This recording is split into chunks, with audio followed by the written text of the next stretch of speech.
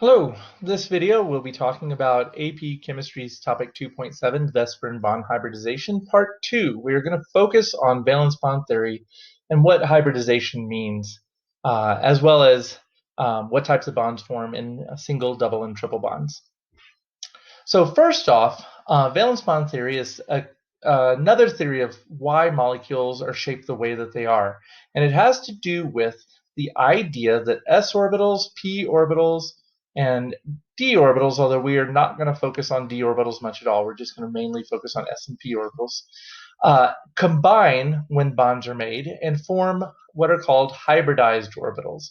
And these hybridized orbitals, we're only going to talk about 3 different ones in this video, are sp orbitals, which involve one s orbital and one p orbital combining to form a new hybridized orbital, an sp2 orbital, where 2 p orbitals and one s orbital combine to form 3 hybridized orbitals, and sp3 hybridized orbitals, where 3 p orbitals and one s orbital hybridize to form 4 sp3 orbitals. So what do I mean by this? Well, let's think of an s orbital, which, remember, s orbitals are spherical in nature. And let's also think about one p orbital that is in the same atom. And one p orbital is going to look like this. Remember, p orbitals have 2 lobes, and so a p orbital looks like that. So we have an s orbital and a p orbital. When those 2 orbitals hybridize, when they combine with one another, they form, so this is an s orbital and a p orbital separate from one another, just when an atom's by itself. But when they hybridize, they form what are called sp orbitals. And this gets a little confusing because they look almost like a p orbital, but you end up with a little orbital that looks like this, and this is one sp orbital, which has a big lobe and a little lobe, but usually we drop off the little lobe and just talk about the big lobe. And then another big lobe and little lobe, and that's another sp hybridized orbital. So the s and the p orbital, 2 atomic orbitals, because these are in atoms, combine to make what are called sp hybridized orbitals. And so what happens when this occurs is this atom that had the s and the p orbital now have 2 orbitals that can go and bond with other atoms. We will come back to this in just a second. Hold this thought for just a little bit. sp2. So with sp2 orbitals, think about an atom that has an s orbital on its valence shell, a p orbital. Remember, p orbitals have 2 lobes, so that's one p orbital, and then another p orbital.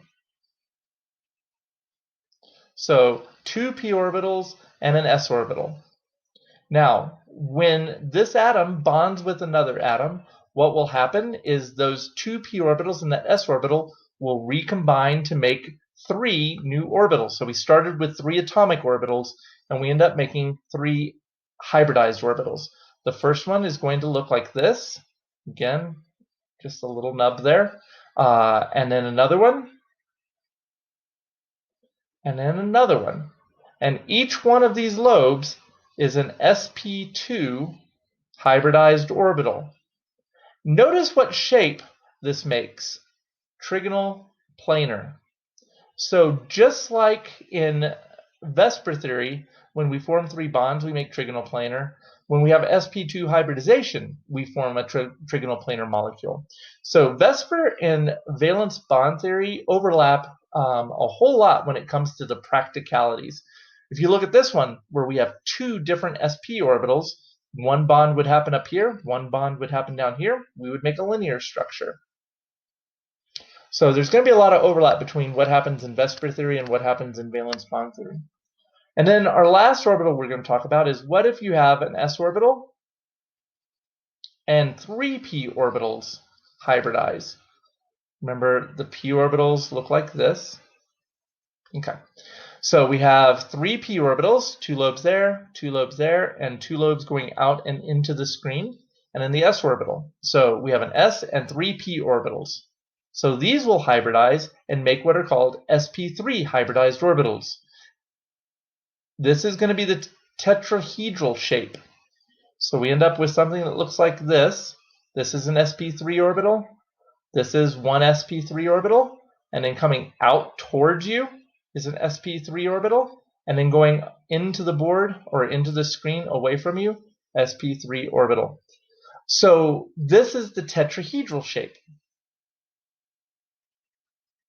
And it occurs, according to valence bond theory, when an s orbital and three p orbitals hybridize. So 4 total orbitals form 4 sp3 orbitals. And notice there's 3 p's and 1 s.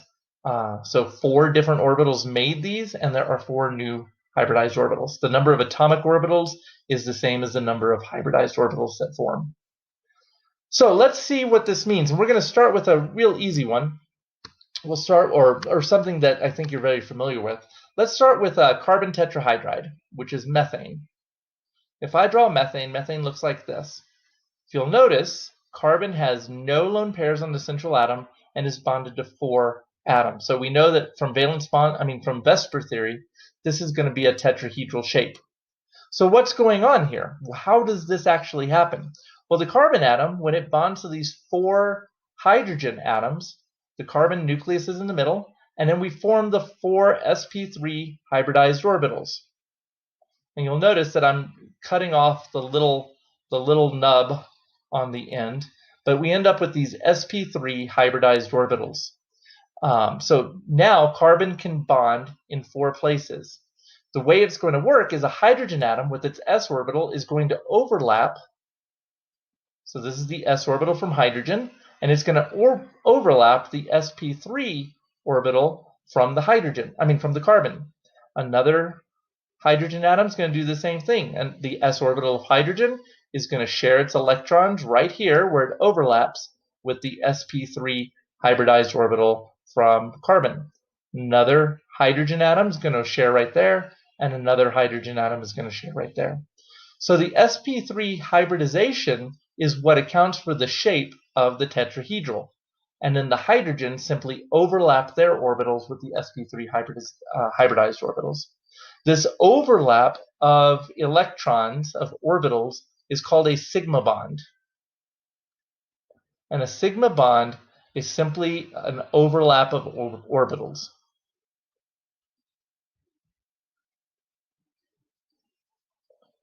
Single bonds are almost always sigma bonds, where you have an overlap of one orbital from one atom overlapping an orbital from another atom. So sigma bond, there are 4 sigma bonds in the carbon tetrahydride molecule. One overlap there, one overlap there, one overlap there, and one overlap there in the sp3 hybridization. So let's try another molecule, one that we saw earlier. Let's do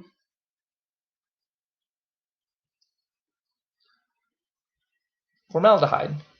So this is formaldehyde, where you have hydrogen bonding to carbon and then carbon double bonding to oxygen.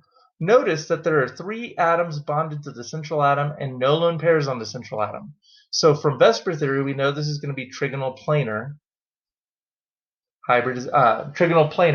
molecular geometry, because 3 bonded atoms, no lone pairs, gives us trigonal planar. So how does this happen? So what's going to happen is carbon is going to have an s orbital in its valence shell, the 2 s orbital, and then 2 of its p orbitals are going to hybridize, and 1 p orbital, going in and out of the screen, is not going to hybridize. So we're going to end up with 2 orbitals and the s orbital, 2 p orbitals and the s orbital hybridizing and making the trigonal planar shape. And we'll make sp2 orbitals on the carbon atom. sp2, sp2, sp2. So carbon making 3 bonds bonding to 3 atoms is going to have the trigonal planar shape, which is sp2 hybridization. Now here's the tricky thing. You still have that p orbital perpendicular to this plane. So if I'm going to draw this a little differently. If our sp2 orbitals were like this, the p orbital is perpendicular to the sp2 orbitals. So that's what's going on here. There's the p orbital perpendicular, and the sp2 orbitals that are forming trigonoplanar. Now, here's how this works. The hydrogens are going to overlap just like they did earlier. The s orbital from hydrogen is going to overlap there. The s orbital from hydrogen is going to overlap there. The oxygen is going to also sp2 hybridize. And so the oxygen atom is going to have an sp2 orbital overlapping right there. It's going to form a sigma bond where you have an overlap of the sp2. The other sp2 orbitals are going to have lone pairs in them. Now, what didn't hybridize? That p orbital, the third p orbital, didn't hybridize. So we still have a p orbital, and we still have a p orbital here. So the way the double bond forms is the first bond is a sigma bond, which is the overlap of the sp2 orbitals, and then we have this smearing region between these p orbitals where the electrons are shared between parallel p orbitals, the p orbital on the oxygen and the p orbital on the carbon. So I'm going to draw that over here. If this is the carbon atom, the oxygen atom has the same type of hybridization.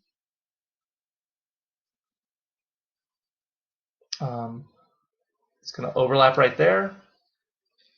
And then we end up with this smearing across of these p orbitals that are parallel to one another. And that smearing is called a pi bond. Pi bonds are caused by parallel p orbitals in neighboring atoms sharing electrons across between those parallel p orbitals that didn't hybridize. So double bonds always have a sigma bond and a pi bond. Okay? Now, I am not going to go much farther with this, but I do want to say that with triple bonds, you always have 2 pi bonds and 1 sigma bond. Double bonds are always a pi bond and 1 sigma bond, and single bonds are almost always a sigma bond. So single bonds are always sigma bonds, double pi bond and sigma, triple are 2 pi bonds and sigma. Notice that with a pi bond, because they're parallel to each other and the sharing is happening parallel, pi bonds force the molecules to stay in place. So one of these molecules could not rotate because it would break that bond, that parallel p orbital. Sigma bonds can rotate. If you just have a sigma bond, rotation can happen. So sigma bonds are kind of floppy if you have single sigma bonds, but as soon as you put pi bonds in there, you end up with a pretty rigid structure. So that is a very quick discussion about hybridization, sigma and pi bonds. The last thing I want to say is sigma bonds are always stronger than pi bonds. So I'm going to stop there. If you need more help referring to your book, the internet, or of course, always, please come talk to me and I'd be happy to help you out because this was very, very fast.